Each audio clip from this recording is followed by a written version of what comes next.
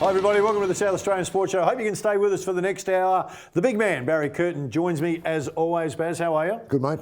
All right, let's get on to cricket, mate. We need to get through this pretty quickly. Yep. The Ashes, they went for the Ashes, came back with the Ashes. Are you satisfied with the way we came back with the Ashes? Yeah, absolutely. I mean, a lot of planning went into this, Phil. Yep. It's not just a matter of, okay, there's the World Cup and then after that we've got the Ashes, whatever.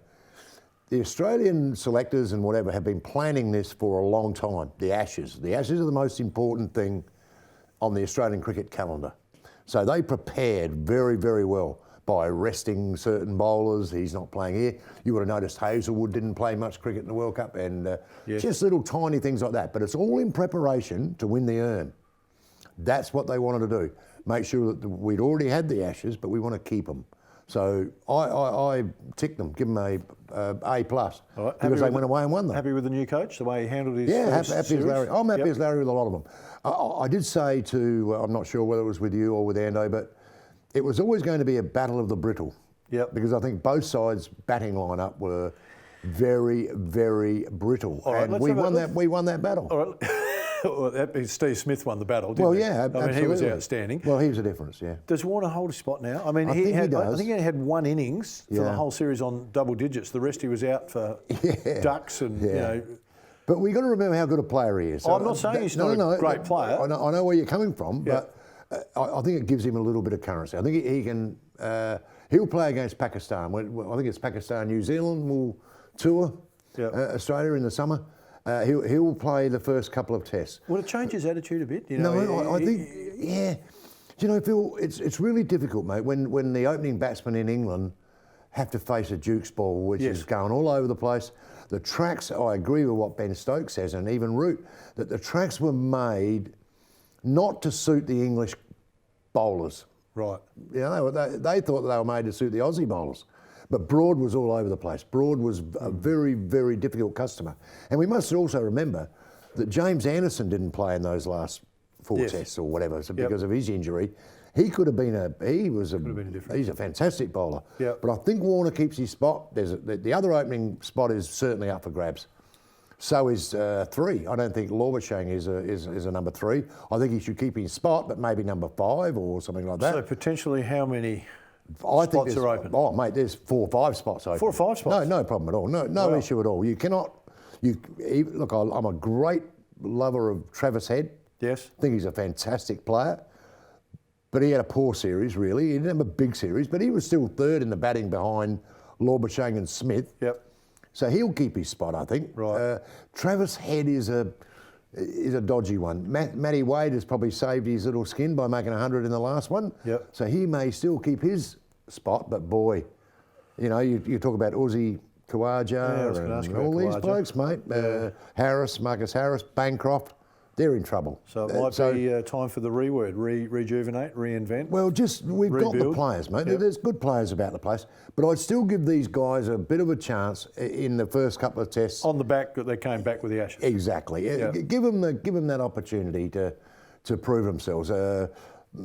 It's a tricky one. Our bowling is the best in the world. Yep. That's my opinion. Yep. No problem at all.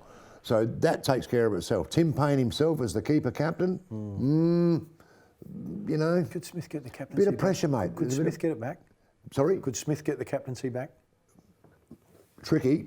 It is tricky, but I'd leave him out for another series, probably. Yeah, okay. But yeah, I mean, he's the obvious one if it's not. He is the obvious one. Yeah. Oh, well, to me, before they went on the Ashes, I thought Travis Head was the obvious one. Yeah. And I still think he's capable of captaining Australia, but he needs to perform. He needs to get some runs. But let's get off the cricket for a minute here, mate, because you've potted me about our batting lineup. Now I'm going to pot you about the Boomers. About the Boomers, mate. Well, mate, not happy with 4th in the world. No, I'm not. You've 240 countries play basketball. That's a fair call. Yep. But the way they played in the build-up to those final couple of games was good enough to be higher than 4. Sure. That's all I think. Look, I sense that, you know, the one where you load up the expectation, where they've talked before they left, we're going for a gold medal, we want a gold medal, that's what it's all about. Yeah. And then you stumble and fall. Yeah. Then the fall's always a massive fall, isn't it? It was a big fall, You know, if you said, gee whiz, we finished 4th in the world. You go, that's right. pretty impressive. That is very We're talking impressive. about a small country here too, not talking about a big country. No. And you go, and we were loaded with some NBA players, so everyone got excited about that. But the other European teams were loaded with NBA players too. So, That's right. we kind of get a bit caught up sometimes. And I think they showed enough that they're right there. Yeah, I agree Add with that. Yeah. Ben Simmons. Yeah. And they're right there. The problem is when you talk about Tokyo next year, if that group can stay together, all of that group, coaches, everyone stays pretty much the same. Plus. Add Ben Simmons. You go, we're in with a chance. Yeah. But you're not going to get gold because the Americans are going to come back with LeBron, Curry. They're going to come back with the big names. They're not happy about the Worlds. They don't care a lot about it, but they're not happy where they finished. But they'll strike back in 2020. So the chance to get a gold has probably been missed because the Americans are going to load up. Okay, but when you get a team like Australia who are shooting the lights out. Yep. Paddy Mills everyone's shooting the lights out. Joe Ingles, tremendous tournament. Absolutely brilliant. They could not buy one in those medal games. They just looked to me like they over-tried. Yeah, sometimes fatigue, and they probably did. Sometimes fatigue's a factor. They got a couple of guys that were carrying some injuries that they didn't talk about. Certainly Baines being injured in the last game was massive against France. Yes. So the fatigue becomes a factor. Those guys need a little bit of help from some other people. Yeah. Paddy was sensational. Yes. And so was Joey. They were terrific. Yeah, so. I agree. All right, we need to get over to Sindel for the sports news. Sindel, what have you got for us? Thanks, boys. I'm Sindel King, and I'll be reading your sporting news for the rest of the year. The Glenelg Tigers have triumphed over a strong Adelaide Crows outfit, winning their way into the grand final this weekend. Despite a strong goal-kicking performance from both Darcy Fugati and Jordan Gallucci, the Bays were simply too strong, running over the Crows in the last term. Brad Agnew was particularly special, racking up 27 disposals and an impressive 10 tackles. Both Glenelg and Port Adelaide will be looking to break their premiership droughts on Sunday at Adelaide Oval. We're getting to the pointy end of the Bowls SA Super League with only 3 clubs left fighting for the trophy. Following a comfortable win over the Central Chargers, the Hyson Comets have moved straight to the grand final for the second straight year. The Eastern Raiders and Western Rogues battled it out for a spot in the preliminary final, with the Raiders taking it out in a very tight contest. The Chargers and Raiders will face off to see who can earn themselves a spot in the championship game on Sunday. The Premier League Hockey Grand Final is upon us with some fierce preliminary finals taking place over the week. In the men's, Seacliff edged out a persistent Port Adelaide side, running out 1-goal winners. They will now face Adelaide Hockey Club in the final game of the tournament on Saturday. In the women's, Port Adelaide pipped Seacliff, keeping them scoreless and piling on 4 goals of their own. They will also take on Adelaide Hockey Club in what's shaping up to be a stellar hockey weekend. The Adelaide United Youth Reserve have been crowned the 2019 champions after downing Adelaide Comets in extra time. It was a full team effort for United, finishing the game with 4 individual goal scorers. This is United Reserve's second championship in 3 years, making them one of the strongest in the competition.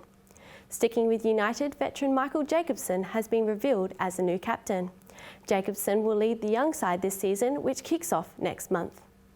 South Aussie Paralympic swimming legend Matt Cowdy is being inducted into the Sport Australia Hall of Fame. The 13-time gold medal winner becomes the second para-athlete to be inducted. From his first gold medal at age 15 to receiving one of the highest honours in Australian sport, there's no doubt Matt will go down as a South Australian legend.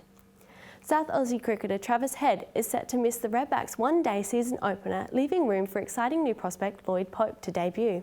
Cricket Australia has asked the in-demand Redbacks captain to rest from the Marsh Cup after a long winter of cricket.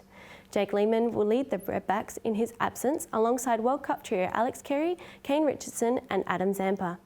The Redbacks will be looking for a win against the Blues next Thursday. And that's it for the sports news. I'll see you next week.